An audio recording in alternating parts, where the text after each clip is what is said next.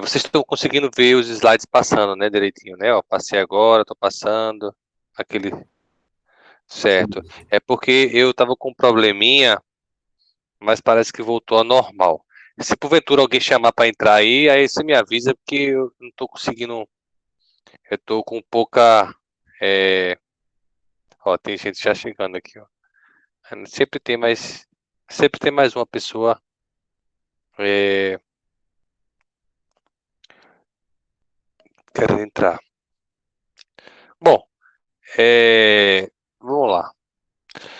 Na nossa aula passada, né, nós terminamos, tínhamos três questõezinhas, né, três questões, né, justamente para trabalharmos, né, a questão do cálculo levando em conta o número de algarismos significativos, né? Então, básicas que foram a primeira e a segunda, que foram operações básicas de soma e subtração, envolvendo operações simples que se faz em laboratório de química, só para a gente aprender a reportar o resultado de forma correta, né?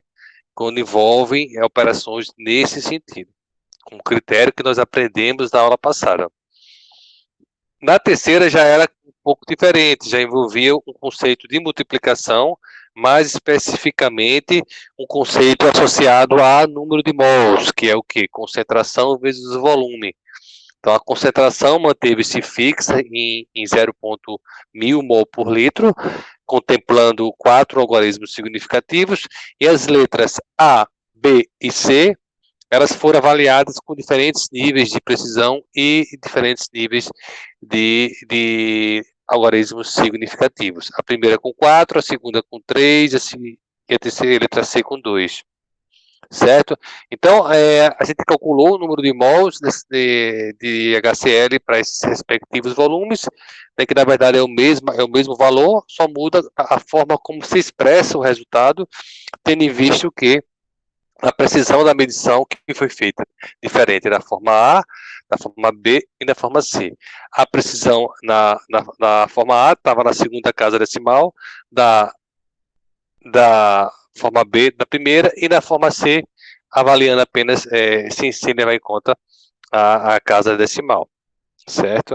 Então, foi feito isso e deixamos a quarta questão para vocês trabalharem, né, fazer isso em casa. A gente vai começar tentando resolver essa questão. É uma questão que você pode perguntar: professor, a gente nem estudou ainda titulação, volumetria. É verdade, nós não fizemos isso ainda não.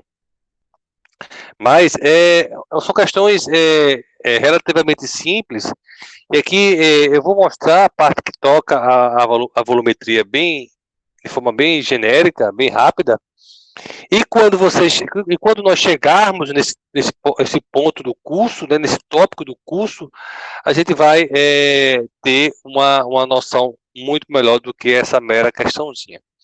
Então, eu vou passar para o meu quadro aqui, certo? Meu quadro, cadê ele?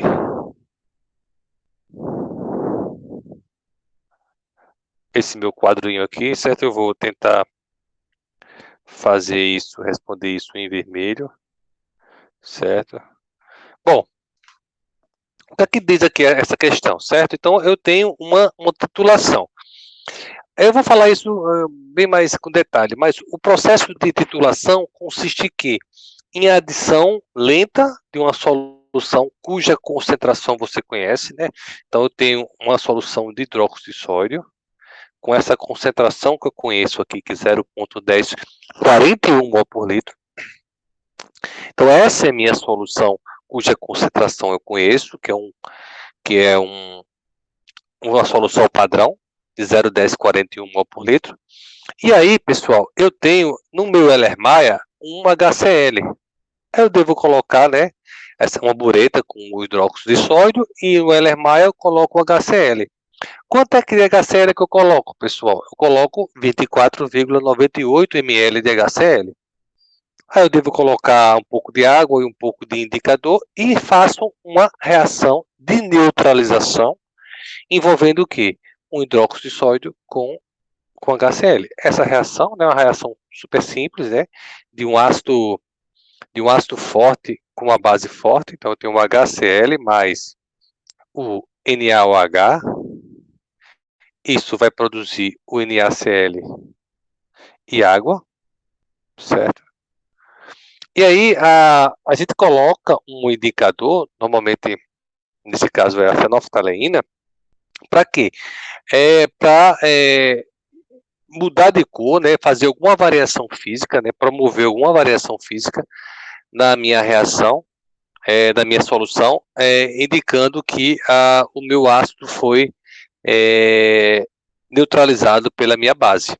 No momento que eu vou adicionando base ao meu ácido, esse ácido ele vai sendo consumido para formar os produtos. E ocorre a reação de neutralização.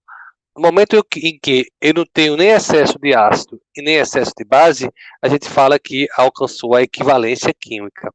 Nesse momento, o número de mols de HCl, a equivalência química, é igual ao número de mols de OH. A gente sabe que o conceito de número de mols é o quê? Concentração de HCl vezes volume de HCl em litros, certo, pessoal? Igual a quem? A concentração de NaOH vezes o volume de NaOH. Certo? Mais uma aqui pedindo para entrar, Gabi. O áudio tá cortando aí, pessoal? Muito pouco.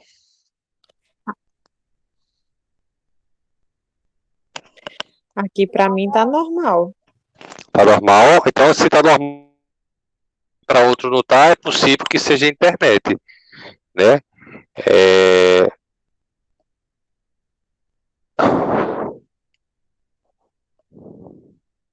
Certo.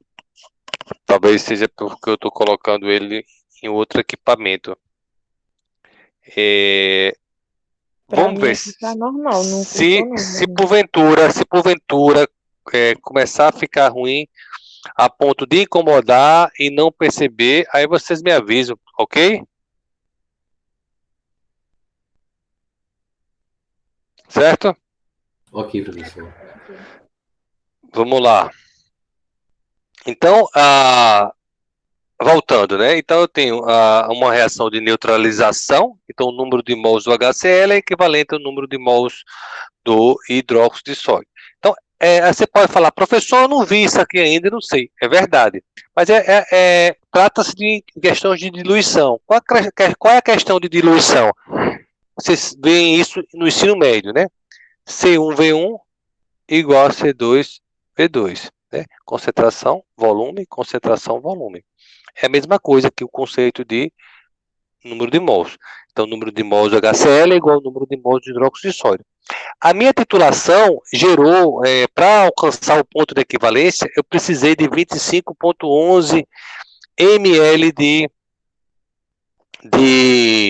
hidróxido de sódio para alcançar o meu ponto final de titulação, 25,11 ml. Então, o que é que eu fiz, pessoal? Eu adicionei 24,98 ml de HCl, titulei com hidróxido de sódio com essa concentração aqui de 10,41, e quando o volume de hidróxido de sódio chegou a 25,11, alcançou a equivalência química, neutralizou todo o meu ácido clorídrico, alcançando o quê? A minha equivalência química. Então, o que é que ele quer aí? Ele quer a concentração de HCl. Então, essa conta se resume, né, basicamente, a esse entendimento dessa multiplicação. Então, eu estou multiplicando e vou dividir. Né? Afinal, eu vou ter o quê? A concentração de HCl vai ser igual à concentração de hidróxido de sódio, certo? Vezes o volume de hidróxido de sódio dividido por o volume de HCl. Ah, professor, o senhor não falou que era em litros? É, em litros, mas como eu estou fazendo uma operação onde um lado está em ml e o outro lado está em ml, eles vão se anular. Então não precisa eu converter para litro. Aquele aluno, aquele analista, aquele profissional que quer converter para litro, converta. Mas não há necessidade. Não há essa necessidade. Então, nesse contexto, substituindo os valores, né? É que eu vou ter a concentração de HCl, que ele quer, vai ser 0,1041, certo? O que? Mol por litro, vezes 25,11 ml, dividido, certo? Por 24,98 ml. Então, eu vou... esse ml aqui, ele vai embora com esse ml daqui. Observe que eu tenho a minha mesma número de algarismos significativos. Aqui eu tenho 4. Né? Aqui eu tenho 4. E aqui eu tenho 4. O que é que você faz? Como eu falei na aula passada. Faz ele cheio, né? A resposta vai ser dada ele valor cheio, né? Então, se vocês fizerem essa conta aí, na calculadora ou qualquer coisa, alguém já fez, não? Essa conta? Acho que deve estar nos slides, mas eu não estou olhando para ele, vou fazer rapidinho aqui. 0,1041 vezes 25,11 dividido por 24,98. Isso dá isso aqui, tá? 0, 10, 4, 6, 4, 1, 7, 5 e para lá, para lá, para lá, para lá. O que é que eu tenho que fazer? Expressar corretamente o meu resultado para dar o laudo lá, né? Eu sou lá o analista, eu tenho que dar o laudo, que é a concentração do HCl. A análise, o resultado da minha análise. Então, como eu estou multiplicando e dividindo com termos que apresentam o mesmo número de algarismos significativos, que são, no caso, 4, o meu resultado final tem que contemplar 4 algarismos significativos, ou seja, tem que parar aqui, ó, nesse dígito. Como o próximo dígito é menor do que 5, então permanece inalterado 0,1046 mol por litro. Com isso, a gente acha a concentração de HCl. Então, eu coloquei esse exemplo aqui só para a gente ir se habituando. Eu não estou cobrando a princípio que vocês entendam essa parte de volumetria. A gente vai chegar, apesar de esse conteúdo deve ter sido visto por muitos ainda em química básica, né, química geral, anteriormente falando, né, que essas soluções e essas reações ácidos e base. Essa é a titulação aí que eu mostrei para vocês, é a titulação mais simples que a gente pode fazer no laboratório de química. É uma titulação envolvendo um ácido forte com uma base forte. Se relaciona na proporção de 1 para 1. Então, é isso, né? Então, eu tenho que expressar corretamente o meu resultado com 0,1046 mol por litro. Alguém não entendeu? Alguma dúvida? Professor, Diga. por que ficou esse menos 1 aí do lado do L? Menos 1 do lado do L. Vamos olhar. No final. Aqui é porque é assim, ó. Mol por litro. Mol por litro é a mesma coisa que mol a L menos 1. Deixa eu te mostrar aqui, peraí. Oxi, tá vivo, é? Peraí, vice. Se colocar Aqui, só o mol, a barrinha, litro, não é certo, não? É certo, mol por litro, não é isso? Isso aqui é a mesma coisa que mol litro menos 1. É a mesma coisa, né? Você não está dividindo? Quando você passa, você tem que passar com -1. Essa é só uma forma de expressar, viu? Quem perguntou, quem é que está falando? Quem foi que falou? Reisa. Reis, é só uma forma de expressar, certo? Tanto faz você colocar mol barra L como mol vezes L menos 1.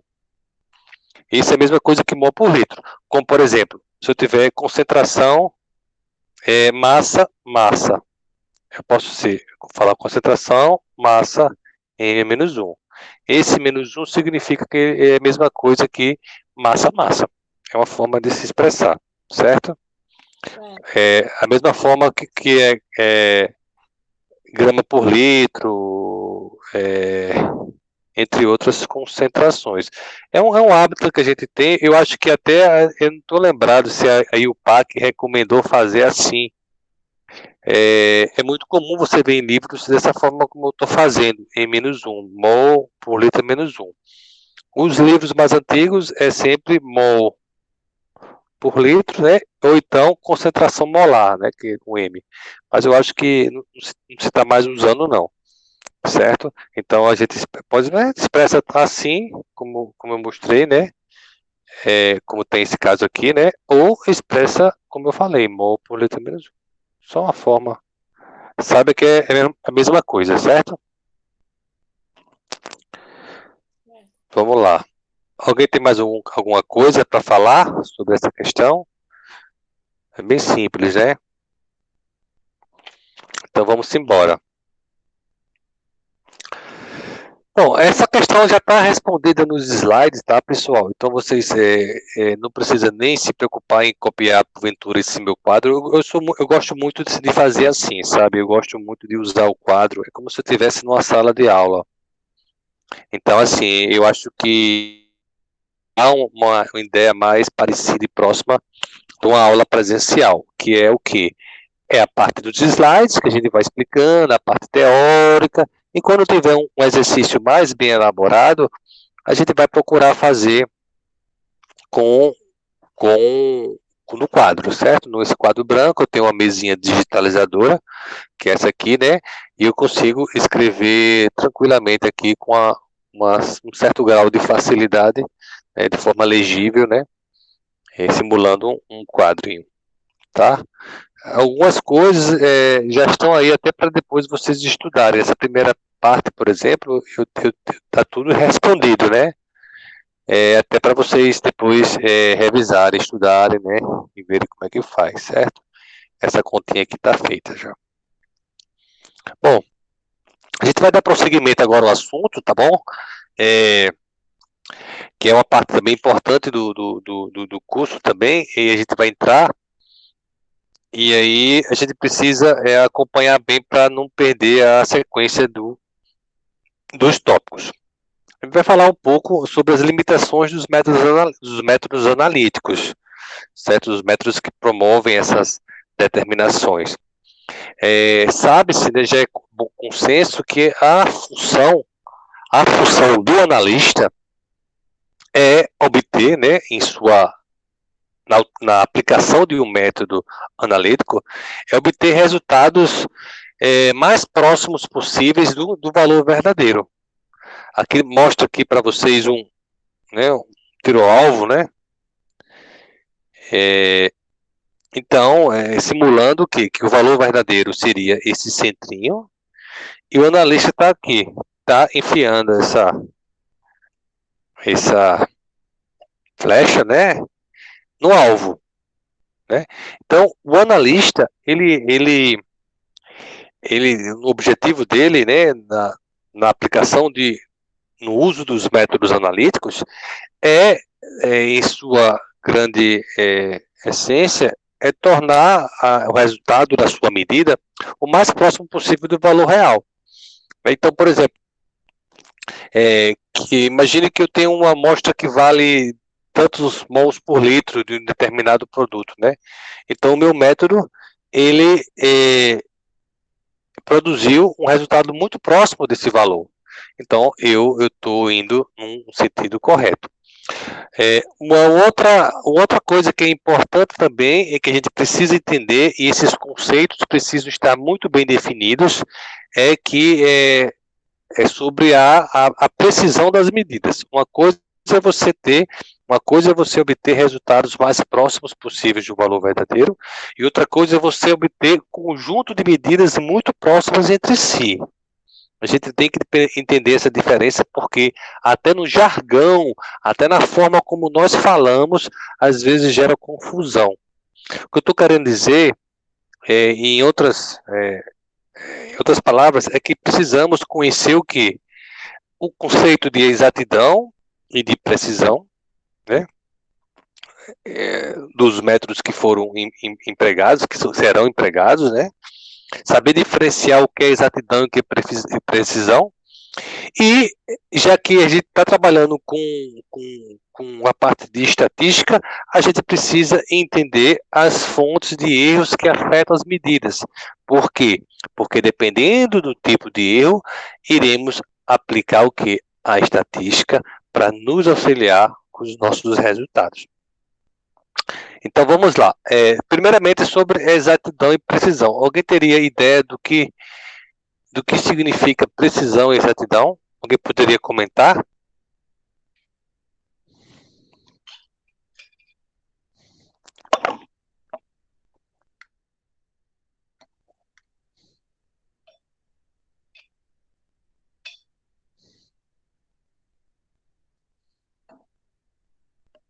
Isso é o quê?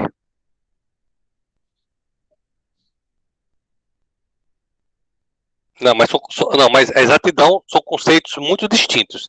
Exatidão e precisão são conceitos muito bem definidos.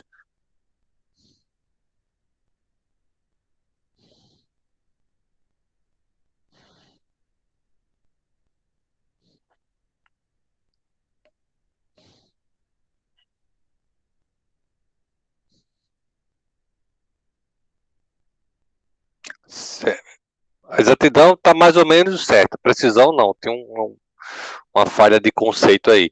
Daqui a pouco eu chego. Alguém poderia falar diferente? Pode falar, pessoal. É hora de falar, de aprender, de... Pode falar. Para mim, exatidão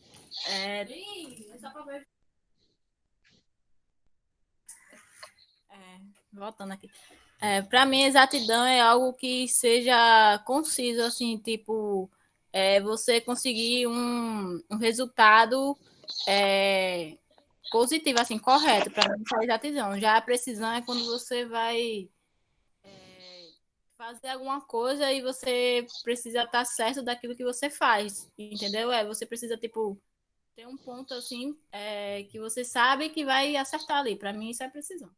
E exatidão é quando você consegue o resultado do que você está em busca. Você acha que uma coisa pode ser exata, mas pode não ser precisa? Pode. Pode. E ao contrário, pode ser precisa e não ser exata? Eu acho que não. Porque se você for preciso, se você for preciso, né, então você vai provavelmente acertar, né? Será? Será, por exemplo, eu posso ser muito preciso no que eu faço, mas estou fazendo a coisa errada, por exemplo. Acontece, né? Aquela...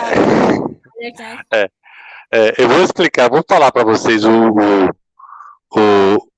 conceito, né? Você pode estar com a precisão e acabar indo para a precisão errada, né? Que pode acontecer. Como você, isso que eu vou mostrar para vocês agora. Não tira. Vai ter exatidão se você não tiver precisão, entendeu? Agora, exatidão, com certeza, se você tiver exatidão, você vai ser preciso, porque... Não. Eu vou explicar Eu esses acho conceitos. que a exatidão ela é correta, concreta, e a precisão, você não tem certeza de que ela é correta. Mesmo que você pode estar fazendo um bolo ali, mas pode estar fazendo da forma errada, está sendo preciso ao fazer, mas está fazendo da forma errada. Você não vai saber, você não tem certeza. Exatamente. A exatidão, ela tem a ver com a proximidade que você tem do seu valor obtido pela medida com o valor verdadeiro. Então, exato é tornar a medida muito próximo do valor real. Ou seja, é acertar aquela flecha. A flechinha daquele alvo ali, ó. Pá! Estou sendo exato. E preciso tem a ver mais com repetições. Eu acertar sempre naquele mesmo canto. Não necessariamente no canto real. Eu posso estar com a mira, tá naquele cabo que tem a mira torta que só acerta naquele lado ali, ele está preciso, porém muito diferente do verdadeiro. Então, voltar aqui, a exatidão, ela tem a ver com a concordância entre uma medida e o valor verdadeiro. Quando a gente fala verdadeiro ou o mais provável possível da grandeza.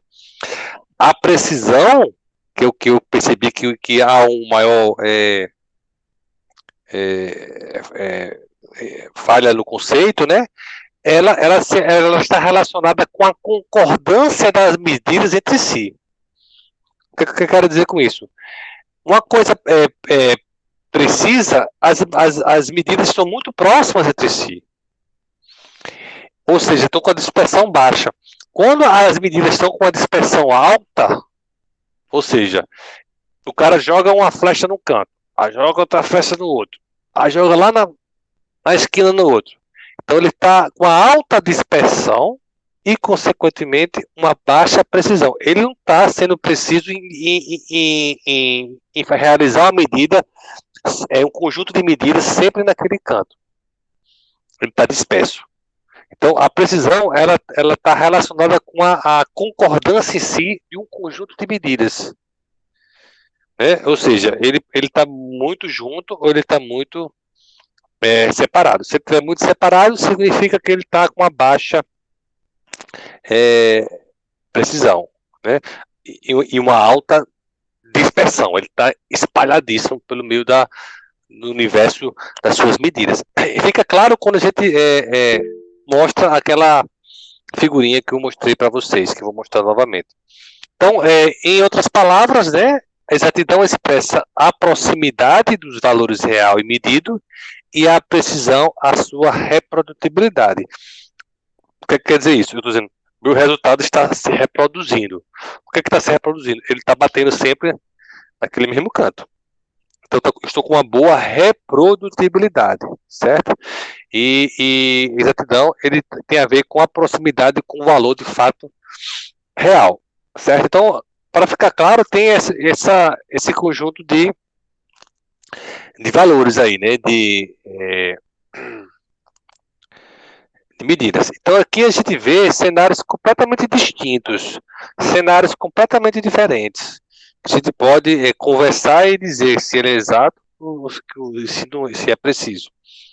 Aqui, o que vocês acham que cenário é? Ele é exato, é preciso? O que é aqui? Ele é preciso, eu acho. Preciso? Nenhum dos dois. Precisão. Em cima. Precisão pode ser considerada como uma comparação, professor? Na precisão eu posso comparar? Precisão tem a ver com a proximidade dessas medidas. Não, precisão tem a ver com o quanto essas medidas estão próximas entre si. Se essas medidas estiverem muito próximas entre si, elas terão uma alta precisão. Afastadas, como é o caso aqui, está tudo espalhado, né, de certa forma espalhado, ela vai ter uma baixa precisão. Aqui, né, como alguém comentou, que eu não sei, aqui ele não está nem preciso nem exato. Por que não está exato? Porque está longe, todas as medidas estão longe do alvo. Que é aqui, ó. Você quer fazer professor. ou outro. Agora, ele não é preciso porque elas estão todas espalhadas. Então, aqui em especial, ele tem uma baixa exatidão e uma baixa precisão. E aqui é o quê? Precisão. Alta precisão, porém, longe do alvo. Então, essas medidas estão muito precisas, ou seja, estão muito próximas entre si, né? Esse analista, esse atleta, não sei o que for, né? O esportista, né, que está atirando, ele está sendo muito preciso, porém, ele está com um desvio de medidas para esse lado. Mas as medidas dele são precisas, está caindo tudo próximas uma das outras. Porém, está fora do valor desejado, real. E aqui? Sim, aqui eu tenho uma baixa exatidão e uma alta precisão, né? E aqui? Aí eu acho que é precisão anormal e baixa exatidão. Não, assim, tá regular as duas. Como é regular? Não tá nem alta e nem baixa, tá normal. Professor, Oi. Eu acho que é precisão ali. seria uma alta exatidão e baixa precisão, nesse caso. Exatamente. Perfeito. Eles estão, em geral, próximos do valor verdadeiro, né? Se você for tirar uma média nesses pontos, eles vão estar, de fato, próximos do valor verdadeiro, porém, eles estão, de certo modo, afastados. Eles não estão juntos, como estavam juntos aqui, assim, ó, nessa linha, né? Aqui a gente vê que eu tenho medidas nesse círculo aqui maior, eu tenho medidas nesse círculo, né? E nesse aqui. Eu não estou espalhado e eu não estou junto só nesse primeiro ranking aqui, nesse primeiro ranking, né? Eu tenho medidas aqui, tenho medidas aqui, tenho medidas aqui. Aqui que é pior mesmo, né? Aqui está muito pior ainda, porque eu tenho medidas exceto aqui, né? Eu tenho medidas em todas as linhas. Mas aqui também é diferente daqui. Aqui as medidas estão já tanto exatas, porque está no valor próximo do real, como elas estão muito juntas, são pertinho uma das outras. Então aqui elas estão, esse cenário é um cenário com medidas precisas, porque elas estão próximas entre si, e medidas exatas, esse último cenáriozinho aqui, certo?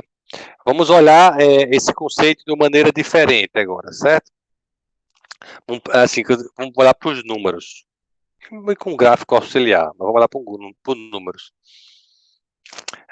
Vamos pensar, sabe-se que uma determinada substância, ela contém, né, 49,10, mais ou menos 0,02, né, por cento. Então, isso é o quê? Isso é um valor verdadeiro da medida, né? Sabe-se que ela contém esse teor, né? Sabe-se que ela contém esse teor. Deixa eu ajeitar aqui meu ponteirinho aqui. Eita. Deixa eu travou aqui, foi.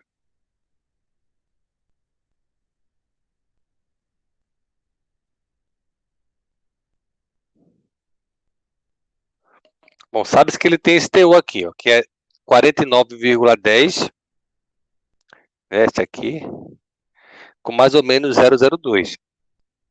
Ou seja, quando ele fala mais ou menos 0,02, o meu valor ele pode flutuar em 49,08 a 49,12, certo? Então tem essa faixa aqui, considerado como valor verdadeiro. Então, sabe-se que uma substância contém essa determinada concentração de um constituinte A, né? Um analito A. Podia ser teor de cobre, podia ser glicose, frutose, qualquer uma espécie que se quer determinar em alguma coisa, certo? Estou colocando de uma forma bem genérica.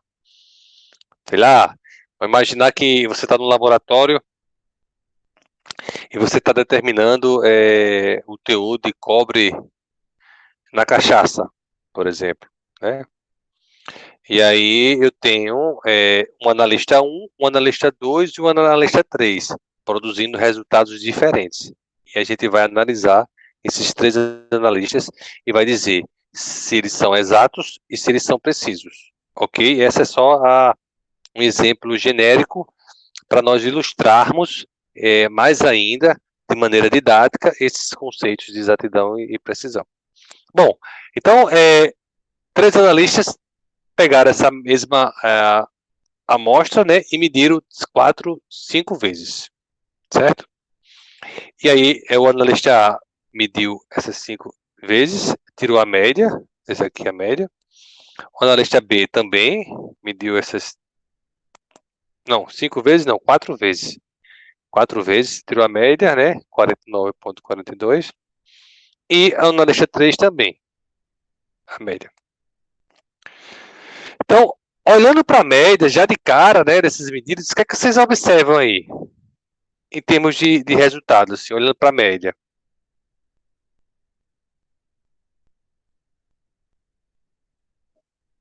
Isso, exatamente. Perfeito. O analista 1 e 3, ele está conseguindo resultados concordantes, né? Com quem? Com o valor verdadeiro. Sabe-se, né? Sabe-se a informação que ele dá. Que a substância contém 49,10, mais ou menos 0,2. E, em contrapartida, o analista 2 está produzindo o quê? Resultados muito distantes do valor verdadeiro. Correto? 49,42, né? Já é um pouco distante de 49,12. Está bem para cima.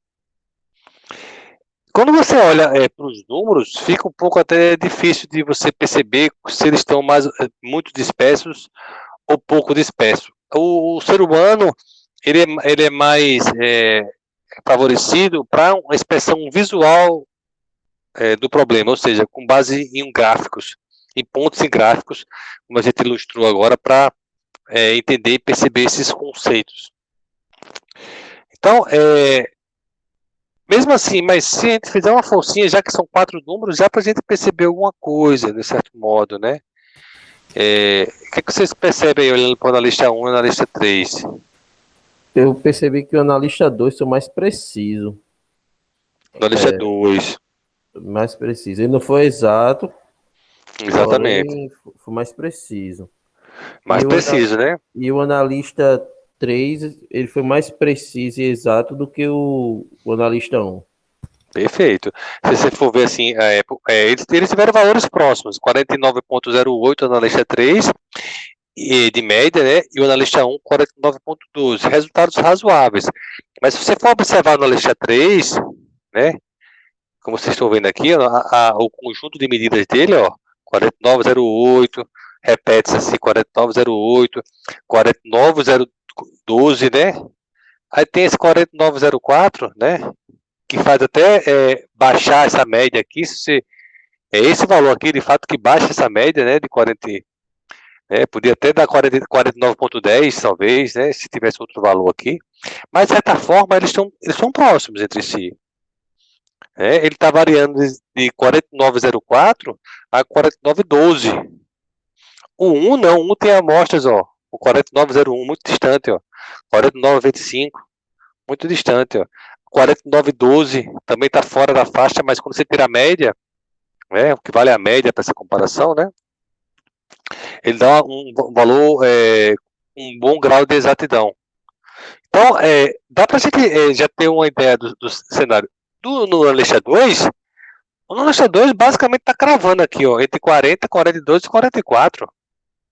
40, 44, 42, Então, está muito parecido, né?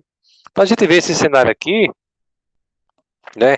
E aí você vê em termos de gráficos, fica até mais fácil de ver também, né? Aí você conclui o quê? Quais são as conclusões aqui, né? Analista 1, né? Como a gente comentou, eles são exatos, como vocês comentaram, né?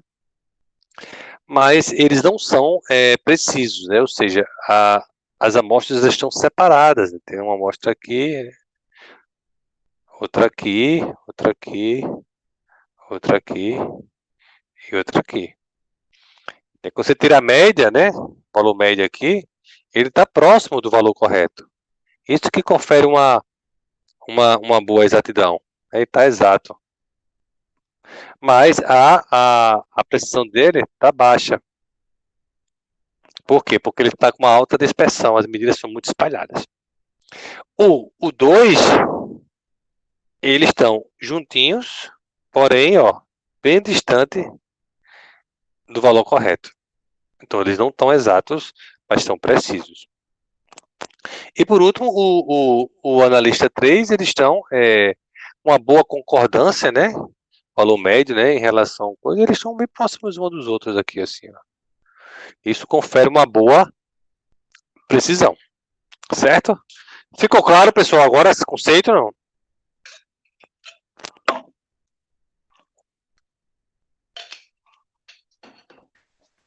Sim. Então, se ficou claro, tem uma questãozinha para vocês fazerem. Deixa eu ver aqui. Deixa eu olhar.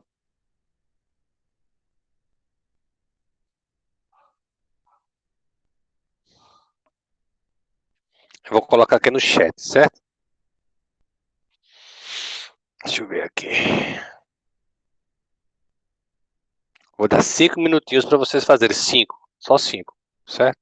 É muito rápido. No máximo, 5 tá demais ainda. 2 minutos já faz. Mas deixa eu colar aqui para vocês. Meus arquivos, enquanto eu vou fazendo a chamada.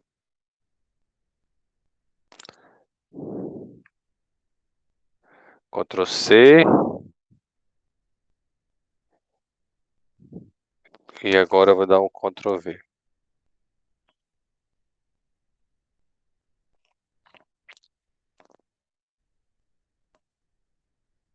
Vão fazendo aí.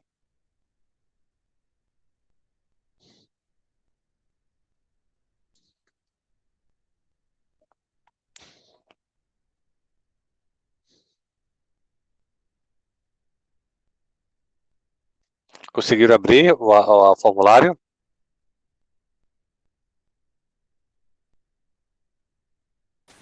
Eu consegui, professor. Certo.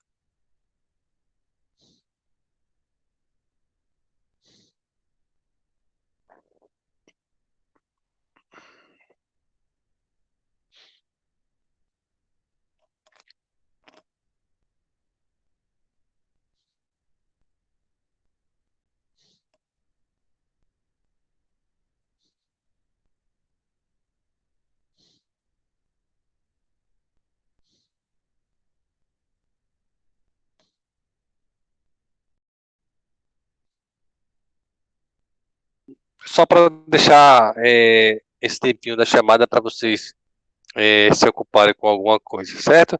Eu vou prosseguir agora com o conteúdo. Eu vou abrir aqui novamente, tá? Para a gente visualizar aqui. Só um minuto, por favor.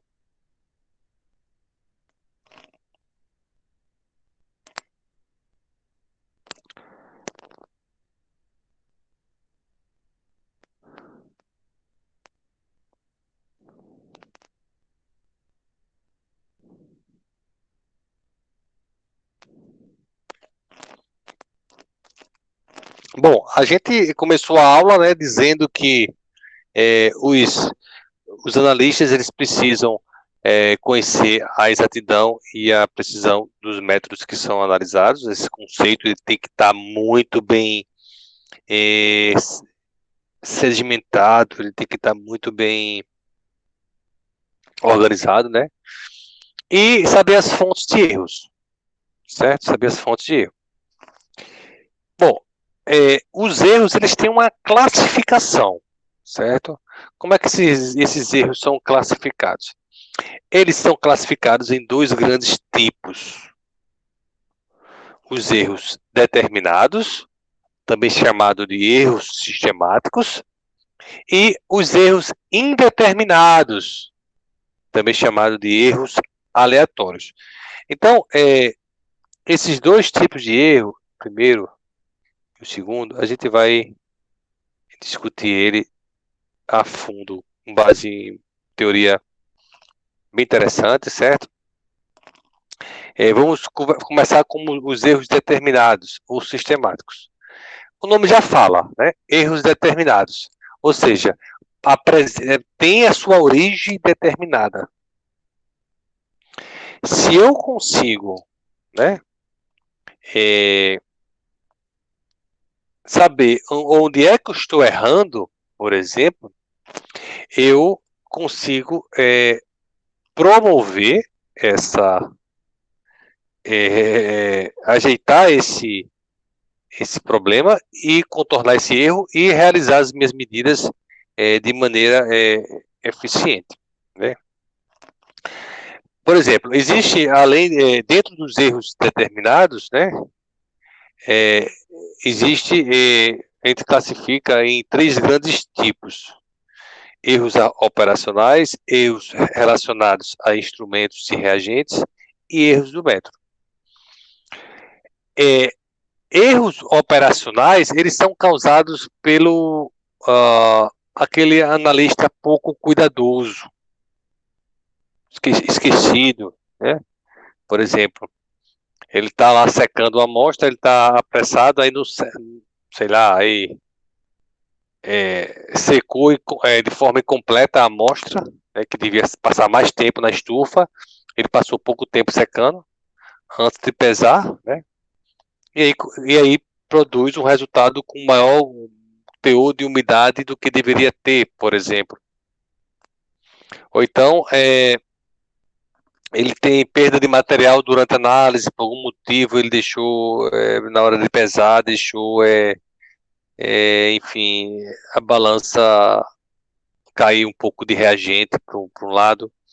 Então, aquele erro meio que é associado a uma imperfeição de uma parte técnica mesmo envolvida. Aquele analista pouco cuidadoso, né?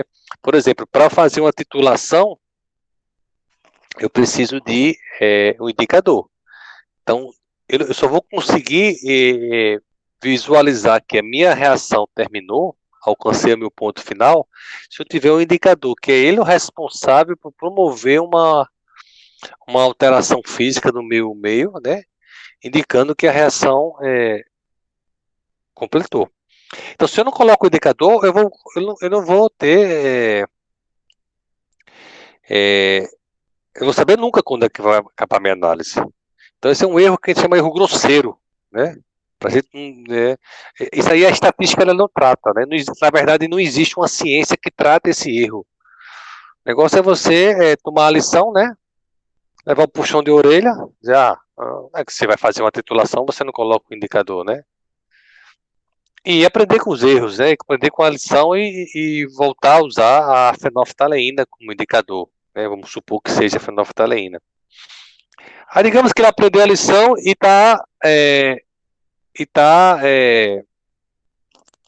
volta a trabalhar com a fenolftaleína. A fenolftaleína, o ponto de viragem ocorre meio básico, né? Então, na neutralização, por exemplo, de um ácido fraco com a base forte, o pH ocorre meio básico, essa neutralização. E aí ele começa a fazer as medidas com a fenolftaleína, beleza, tal. Primeira, de repente, acaba a fenolftaleína no laboratório dele, né? Aí o que ele faz? Ele substitui a fenolftaleína pelo vermelho de metila, que é um outro indicador. Sendo que o vermelho de metila, ele tem um ponto final de titulação em meio ácido. Então, ou seja, antes da equivalência. Então, o ácido ainda não vai ter se neutralizado, por exemplo. Então, ele acaba o quê? Cometendo um erro porque trocou para o indicador inapropriado e o resultado da sua medida, né, ele acaba sendo comprometido porque ele está dando resultado sempre para menos. Né? Então, isso é aquele erro que a gente chama de erro sistemático, né? Ele tem uma direção. Né? Então, ele vai para menos por quê? Porque ele trocou o indicador e esse indicador ele está produzindo sempre resultado para baixo. Então, ele vai ter, com a fenolftaleína, um negócio bem assim, né? Aleatório, né? Próximo do valor verdadeiro, né? Digamos que seja a linha do zero, né? E quando ele troca a fenolftaleína para outro indicador, ele vai ter uma tendência de resultado sempre, né, para baixo do valor verdadeiro, pensando que aqui seja o valor verdadeiro, né? E idealmente espera exatamente esse cenário aqui assim, ó, flutuando para mais e para menos, em torno do valor verdadeiro. O erro sistemático ou determinado, ele tem uma direção definida. Por exemplo, imagina que eu estou trabalhando com uma balança descalibrada, certo? E eu quero fazer pesagem. Imagina que eu começo a fazer a minha pesagem com a balança calibrada e de repente a balança se descalibra, né? E acaba o quê? Estou pesando 2 gramas, ele está botando como se fosse 1,8 gramas. Sempre para menos, porque ela está descalibrada. Então, eu estou mudando um conjunto de medidas em uma direção inferior. Poderia ser superior também, calibrado sempre para mais. Então, esses são erros, exemplo de erros sistemáticos. Por exemplo, uma vidraria, né? Ou reagentes vencidos, né? Reagente deteriorado, né? E tudo isso favorece a produção de resultados com a direção. Então, isso é típico, quando você coloca no gráfico assim, é típico um erro sistemático ou determinado, que ele tem uma tendência, né, de acontecimento. Ele não flutua de forma aleatória. Então, ele tem essa tendência de acontecimento, e aí facilmente você consegue identificar que houve um problema, pontuar, houve um problema nesse ponto aqui, ele parou de titular com a fenolftaleína, foi para vermelho de metila, e aconteceu isso. Qual é o problema? Indicador. Aí eu troco o indicador, calibro as minhas balanças, faço tudo direitinho, né? E aí o negócio fica beleza, volta a ficar, né? Para menos, para mais, em torno dos dados. Outro exemplo de erros determinados são erros associados ao método. Esses são inerentes ao próprio método, não adianta, né? Esses são os mais difíceis de serem detectados, né? Aí não tem jeito, às vezes o método manda fazer isso. Não é o problema da sua medida, é problema do método, né? Então aí você usa o método errado, que é que por algum motivo o procedimento empregado por esse método acaba inviabilizando os teus resultados, sei lá, né, solubilizando, precipitado, decompondo durante um processo, enfim. Não adianta, o problema é do método, né? Então, às vezes, você troca o método, aí sim, você consegue fazer os resultados de maneira mais eficiente, com um erro menor, né? Bom, desses três tipos, na verdade, se enquadram em erros sistemáticos ou erros determinados. Então, eles têm uma causa definida, né? Então, eu posso identificar, já que ele tem uma causa definida, né? Vou voltar aqui para cá, né? Se eles têm uma causa definida, determinado, eu posso evitá-los, concordam?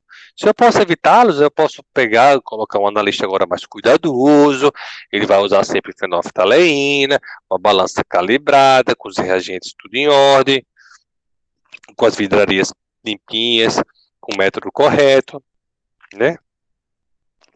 Então, ele faz tudo isso e, de repente, ele pega uma amostra, a mesma amostra, né, bate uma vez, dá um resultado, e pega outra, dá um resultado muito próximo, mas não dá igual. O que aconteceu? Por que não deu igual? Por que não deu igual? Por quê? Porque por mais que você faça tudo certinho, tudo medido direitinho, as medidas em geral, elas são sujeitas a erros. Todo e qualquer procedimento que você está fazendo, você, por exemplo, pode pegar na hora de você pegar um volume na pipeta, pode ficar, por exemplo, uma gotinha na pipeta, e você não observar naquela amostra especial, né? Você, na hora de aferir o balão, você afere o balão um pouco mais para mais, ou um pouco mais para menos, né? Então, isso acontece ao acaso. Então, aquela réplica X pode dar um resultado para mais, e aquela réplica Y pode dar um resultado para menos. Então, isso que a gente chama de erros aleatórios. Eles não possuem um valor definido, eles flutuam, né? São uma amostra que fica flutuando, né? Em torno do valor verdadeiro. Para mais ou para menos. Não tem como. O que a gente pode fazer? A gente pode usar a estatística, todas as ferramentas estatísticas, para tratar esses erros. É aí que vai entrar a estatística aí, né? Para lidar com esse tipo de erro inerente, né? Você pode ser cuidadoso que for, mas a réplica tal, a hora de pesar, era para pesar 0,1920 gramas, você pesa 0,1921 gramas, 0,22 gramas, né? Aquela pequena diferençazinha assim, uma réplica ou em outra, né? vai gerando resultados ou para mais ou para menos. Perfeitamente normal, né? Num gráfico assim, você vai flutuar, as suas medidas vão flutuar em torno do valor verdadeiro. É como eu falei, né? Então você vai estar, né, num cenário assim, né? Uma amostras, né? Vamos pensar que seja um valor verdadeiro, né? As amostras flutuando assim, ó, né? Para mais ou para menos, em torno do valor verdadeiro, né? Então, espera-se o quê, né? Que ela esteja o mais próximo possível, ou seja, essa distância aqui, né? E uma outra, mais próximo possível dessa reta, né? Indicando um valor verdadeiro, certo? Ou seja, um baixo resíduo, né? Uma resposta com pouco erro. Bom, esses erros sistemáticos indeterminados, a gente vai usar a estatística aqui durante esse módulo, certo? Bom, então já que a gente está falando de erro, é interessante a gente equacionar, né? A gente falou muito de teoria, estou falando aqui muito, tô até com a garganta um pouco dolorida, né? É importante a gente equacionar, né? E um pouco para matemática, né? Para saber calcular. Como é que se calcula o erro, né? Quem saberia dizer como é que se calcula o erro? Está errada essa questão, né? A gente tem dois tipos de erros, né? O erro absoluto, né? Que nada mais é do que uma mera subtração entre o valor medido e o valor verdadeiro, certo? Ele pode variar tanto para mais quanto para menos. Por exemplo, eu vou medir frutose lá naquela determinada aquela determinada fruta, o teor de frutose, certo? Então, eu parti um método de referência, disse que aquele teor era tantos por cento. E aí, a minha medida forneceu, sei lá, 2% para menos, ou 2% para mais. Então, eu subtraindo o resultado da minha medida pelo resultado verdadeiro, eu tenho o meu erro. Então, o erro nada mais é do que o quê? A diferença entre o valor medido e o valor verdadeiro. A gente vai chamar valor medido aqui, né, com XI, certo? E valor verdadeiro com XV, certo? Então, observe que ele tem unidade, né? Unidade de medida. Então, se eu subtrair um valor medido pelo valor verdadeiro, como resposta, o erro absoluto, ele vai me dar como resposta um resultado com unidades de medida, né? Isso, às vezes, pessoal, é complicado a gente avaliar quando ele é absoluto, porque a gente não sabe, vamos pensar, por exemplo, né, que a diferença de um para o outro seja 0,2 gramas, por exemplo. Isso é um resultado de um erro absoluto. Eu não sei se esse valor é alto ou é baixo, olhando para essa unidade. Porque eu posso muito bem transformar esse miligrama em esse grande, né? Então, é interessante para a gente comparar, trabalhar em cima de erros relativos e não em erros absolutos, em valores percentuais. Porque sim, aí a gente desconta esse fator unidades e trabalha em termos de valores percentuais. Basicamente sempre aquela discussão, até que entra até naquela discussão política, nada a ver, né? Mas me lembrei agora. Quando você vai comparar número de a população vacinada, né? Em números absolutos eu tenho tantos milhões e números relativos eu tenho tantos por cento. Então, para a gente ter uma boa comparação, a gente tem que ver em relação ao número, valores relativos. Por quê? Porque eu sei que a população de diferentes países varia muito. Então, a população do Brasil, por exemplo, tem uma população maior do que a população da Argentina. Então, eu ter vacinado muita gente aqui não significa que eu esteja numa situação boa. Por quê? Porque a população é grande. Então, quando eu pego valores percentuais para avaliar isso, eu tenho uma melhor métrica da magnitude do meu problema. né? Então, se eu tivesse essa quantidade de gente vacinada aqui, numa população em um país menor, certamente estaríamos numa situação muito mais confortável. Então, trabalhar em termos percentuais sempre é muito bom. E aí as pessoas ficam brigando, o Brasil é um dos países que mais vacina no mundo. De fato, em termos absolutos, o Brasil já vacinou muita gente. E tem vacinado muita gente. Eu lembrei desse exemplo, porque um dia eu estava conversando sobre isso, porque um colega estava comparando em termos absolutos, e eu estava falando em termos relativos, em termos proporcionais ao nosso tamanho da população. Né? Isso vale também até pelo número de mortos também, né? Quando você vai do outro lado também, né? O correto seria avaliar em termos percentuais, né? A taxa de mortalidade também, para ser algo também mais justo, né? Mas em mortes, normalmente eles avaliam em números, né? Em valores numéricos, absolutos. Não sei porquê, mas avaliam. Bom, voltando. Então, geralmente, como eu falei, é expresso em termos relativos, em termos percentuais. Então, o que é que você faz? Você pega o valor absoluto e divide pelo valor verdadeiro. Certo? E aí, aí você já você está com o erro absoluto, ele tem uma unidade, né? Quando você divide essa unidade, que tem a mesma unidade que essa, ele acaba ficando sem unidades, admissional, sem unidades.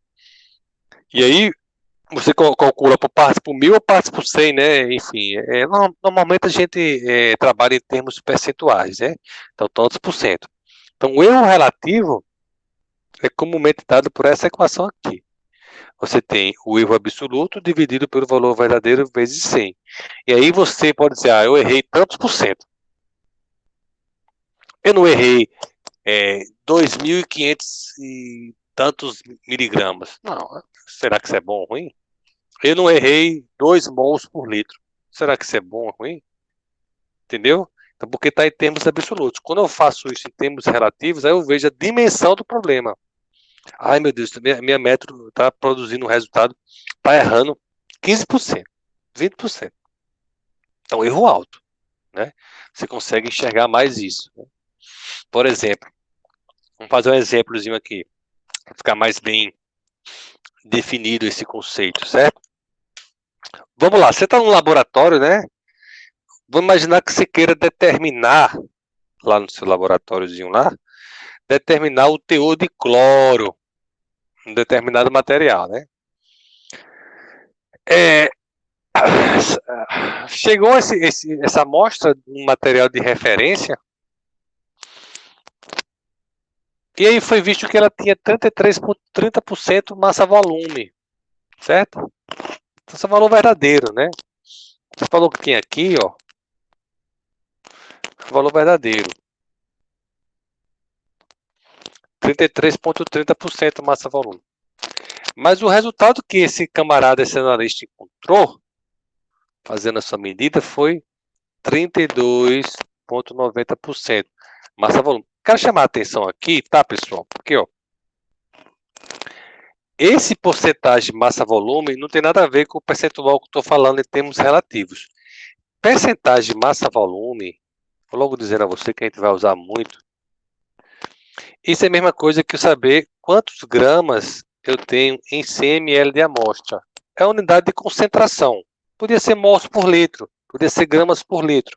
Caiu de ser gramas por 100 ml, que é o quê? Porcentagem massa-volume. Poderia ser uma porcentagem massa-massa. O que é uma porcentagem massa-massa? Porcentagem de massa-massa é gramas por 100 gramas de amostra, certo? Podia ser uma porcentagem volume-volume, que é o quê? ml por 100 ml de amostra. Então, se eu digo, por exemplo, que uma solução ela tem 4%, por exemplo, massa-volume, quero dizer que ele tem 4 gramas por 100 ml. Então, isso aqui é minha unidade de concentração. Não é valor, não é valor relativo, certo? De um erro. Então, observe que essa é a unidade do valor verdadeiro e essa é a mesma unidade do valor encontrado, certo? Então, não confundir isso. Então, o resultado de um erro absoluto, ele tem que contemplar no seu laudo lá que você vai dar, você tem que contemplar a unidade. E nesse caso, a unidade é massa-volume, tá? Então, só para não confundir, estou chamando a atenção aqui, porque eu sei que professor, você falou que não é relativa, nesse caso é a unidade, certo? Então,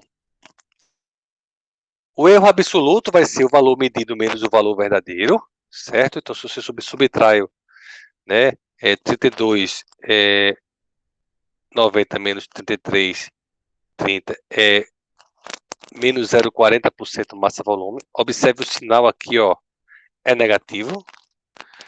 Eu quero dizer o que com o sinal negativo? Então, eu quero dizer que o meu resultado está sendo menor do que o valor verdadeiro. Ou seja, eu estou produzindo um resultado com um conteúdo menor do que deveria ser. Então, eu estou errando para menos, certo? Então, ao invés de obter 33,30, eu estou obtendo 32,90. Ou seja, menos 0,40% massa-volume. Esse é o erro absoluto. Será que isso está bom? Não sei. Aí eu vou valor relativo.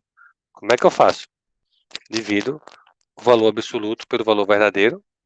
Então, o valor absoluto é menos 0,40. Quando se divide pelo valor verdadeiro, então, menos 0,40 dividido por 33,30, o resultado disso, multiplicando por 100, está menos 1,2%. Menos 1,2%. Né? Observe que não tem mais massa-volume aqui. Não tem massa-volume aqui por quê? Porque eu dividi massa-volume aqui por massa-volume aqui. Acaba ficando sem dimensão em valores relativos. Por isso, aí sim, você tem uma melhor ideia de quanto você está errando. Está aproximadamente 1%, para menos, né? Então, tá razoável, né? Pode melhorar? Vamos ver se a gente consegue. Como é que está na literatura? A literatura diz que está errando e o erro aceitável em quantos por cento? Aí fica mais interessante, né? Porque a gente trabalha com esse valor e é mais fácil comparar, né? Comparar. Quando você trabalha com unidades, fica muito complicado. Eu não sabia se menos 0,40 é, é um valor muito ruim ou um valor muito bom, né? Eu poderia estar, essa diferença podia ser um valor relativo, poderia me indicar uma coisa pior, né? Bom, outra questão aí que a gente pode fazer que é rápida também, certo? Essa aqui, ó. Alguma dúvida, tá, pessoal? Alguma dúvida sobre essa resolução? Alguém tem alguma dúvida? Estou muito calados, né? É tão ruim não poder olhar para vocês, só eu falar. Tudo concentrado. Sim, espero.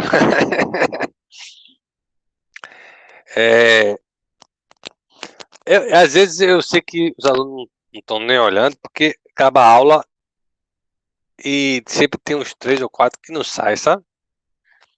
Deixou lá a aula ligada e foi assistir a novela. Acontece, né?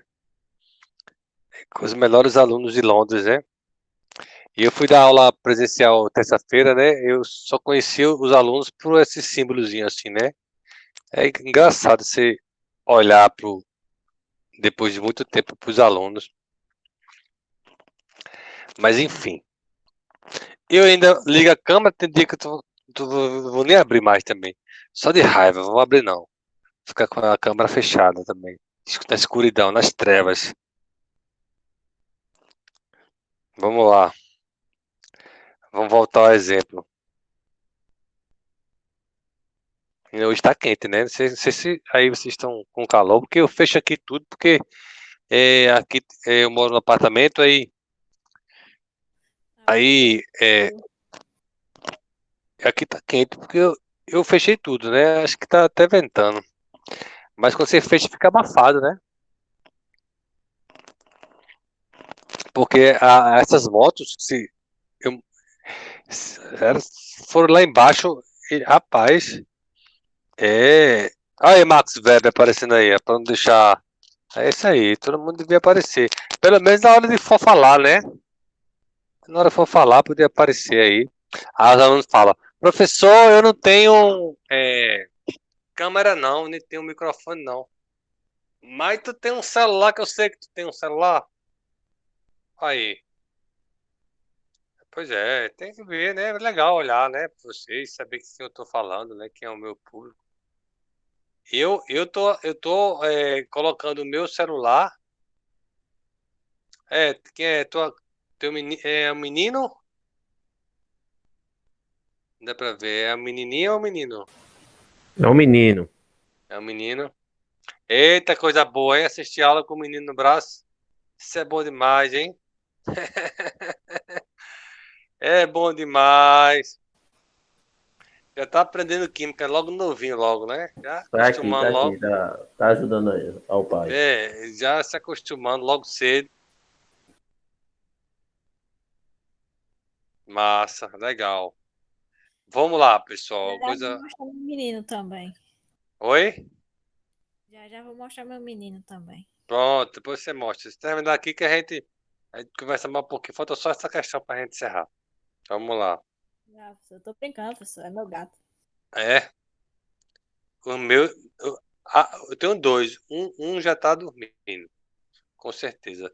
E a outra deve estar se entorpecendo nos eletrônicos. Vamos lá. São mais um dos efeitos da pandemia, né? Uso excessivo de eletrônicos. Tablets, celulares, televisões. Bom, que é também bem parecido e dá para resolver rápido, certo? O valor verdadeiro da concentração de uma solução é 0,1005 mol por litro. Então, esse é o valor verdadeiro, né? Certo? E aqui está a unidade que é mol por litro. Ó, L é menos um aí, ó. Quem falou, ó. Mesma coisa, mol por litro. E o valor encontrado é 0,1010. Calcula o erro absoluto ou erro relativo. Mesma coisa, né? Erro absoluto, valor medido menos o verdadeiro, 0,1010. Então aqui eu tenho um resultado para mais, né? Então 0,00, né? 0,5 mol por litro. É um resultado para mais. Então o meu valor obtido é um pouco maior do que o valor verdadeiro. Então ele está errando para mais. Mas basicamente insignificante quando você divide o valor absoluto pelo valor verdadeiro, você consegue o valor de 0,5%. Então são dois exemplos bem aplicados para a gente na área de química, certo? Certamente vocês deverão encontrar nas listas de exercício algo parecido quando eu for enviar para vocês. Bom, eu não vou, eu vou falar um pouco sobre as equações da precisão só na próxima aula para não deixar a aula muito pesada, certo? A gente para aqui nesse slide aqui, certo? De erros, esses exercícios, e na próxima aula a gente já começa aqui, certo? Desvio de medida. Eu vou ver se eu consigo, aqui umas 2 aulas mais ou menos, já colocar um exercício para vocês, certo? Pra vocês irem fazendo, né? Se acostumando, né? Vocês vão para aula daqui a pouco, né? Outra aula, né? É, professor. Eu vou jantar, eu nem jantei ainda. E aí, pessoal, alguma dúvida? Alguém quer fazer algum comentário? Por enquanto tá tranquilo. Fácil demais, não, Reis? Oi. Fico confuso ainda.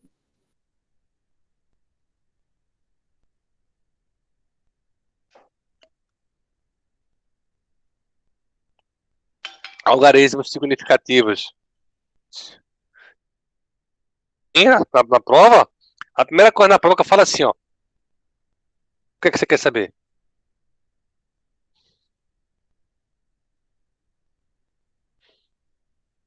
Não, você vai ter que responder tudo em função do número correto de algarismos significativos.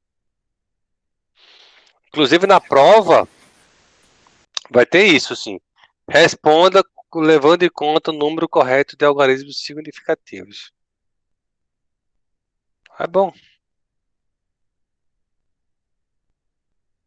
De que questão você está falando?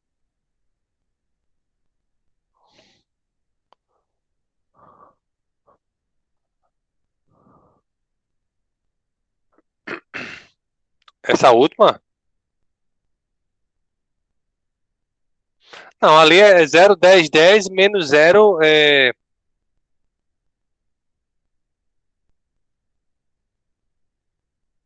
Sim.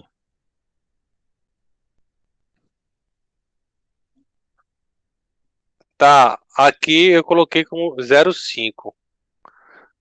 Por quê? Porque um algarismo significativo. Porque na divisão e na multiplicação você olha para o número menor de algarismo significativo. Então você está dividindo 0,0005, né? Dividido pelo valor verdadeiro. O que é o valor verdadeiro?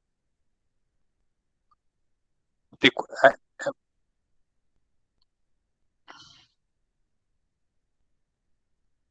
entendi.